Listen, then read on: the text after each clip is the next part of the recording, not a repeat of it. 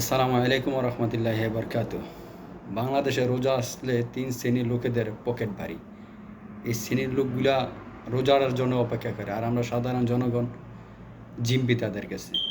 আর অন্য অন্য কান্ট্রির ভিতরে রোজার মাসে শুধু রহমত আর বরকত, আর বাংলাদেশের ভিতরে রোজার মাসে হয়েছে সাধারণ জনগণ হয়েছে মৃত্যুবরণ করা। কারণ কি? ঊর্ধ্বগতির সব কিছুর দাম বাড়তি।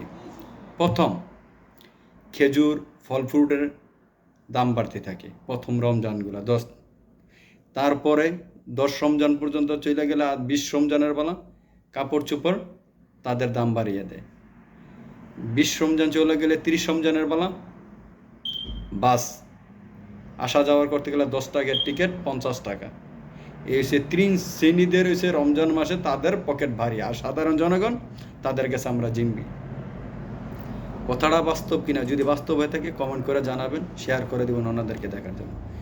আমরা বাংলাদেশে সাধারণ জনগণ তাদের তিন শ্রেণী লোকের কাছে আমরা জিম্বি। এই তিন শ্রেণীর লোকেদেরকে যদি সরকারে কন্ট্রোল করে নিয়ে আসতে পারে, তাহলে আমরা সাধারণ জনগণ একটু শান্তিতে খেতে পারবো, শান্তিতে চলতে পারবো, শান্তিতে বাঁচতে পারবো। এটি আমাদের লক্ষ্য। কিন্তু আমাদের দেশের ভিতরে রমজান আসলে আমাদেরকে জব করার রাস্তা করে ফেলে এই তিন শ্রেণীর লোকেরা।